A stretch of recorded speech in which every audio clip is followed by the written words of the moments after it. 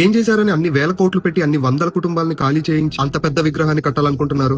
Just asking. Celibacy experiment పేరుతో మనవరాలి వయసు ఉన్న అమ్మాయిలని బలవంతంగా నగ్నంగా పడుకోబెట్టి తన నిగ్రహం మీద ఎక్స్పెరిమెంట్ చేసినందుక ఒక పక్క పాక్ కశ్మీర్ మీద దాడి చేస్తుండగా నిరాహార దీక్ష చేసి మరి 55 కోట్లు ఇప్పించినందుక ఇంకా బాగా దాడి చేయండి ప్రోత్సహించడానికి. కాకపోతే ఛత్రపతి శివాజీ మహారాజ్ గారిని, మహారాణా ప్రతాప్ గారిని ఇలాంటి వీరుల్ని చెడిపోయిన దేశభక్తులు అన్నందుక మొఘల్ స్థితి తీశారని 15 ఓట్స్ లో 12 ఓట్లు వేసి పటేల్ గారిని భారత్ యొక్క మొదటి ప్రైమ్ మినిస్టర్ గా ఎన్నుకుంటే నామినేషన్ వెనక్కి తీసుకోమని చెప్పి కనీసం ఒక్క ఓటు కూడా రాని నెహ్రూని కుర్చీ ఎక్కించినందుక ముస్లింస్ హిందూస్ అందరినీ చంపి వాళ్ళ పాలన స్థాపించాక కూడా హిందూస్ వాళ్ళ పట్ల ద్వేషాన్ని, కోపాన్ని పెంచుకోకూడదు, ధైర్యంగా ప్రాణత్యాగాలు చేస్తే దాని ద్వారా ఒక కొత్త ప్రపంచానికి దారి తీస్తారని చెప్పినందుక బ్రిటిషర్స్ ని మీరు అప్పుడే వెళ్ళకండి, దేశాన్ని పాలించే శక్తి మాకు ఇంకా రాలేదు, మీరు కొన్నాళ్ళు ఉండి నేర్పించి వెళ్ళండి అని ఆపాలని చూసినందుక అసలు గాంధీ వల్లే ఫ్రీడమ్ ఇవ్వాల్సి వస్తే ముందు అతన్ని చంపకుండా మిగతా వారందరినీ ఎందుకు చంపారు? అయినా వాళ్ళే చెప్పారు ఇచ్చింది గాంధీ వల్ల కాదు, సుభాష్ చంద్రబోస్ వల్ల అని. కరెక్షన్ ఇవ్వలేదు,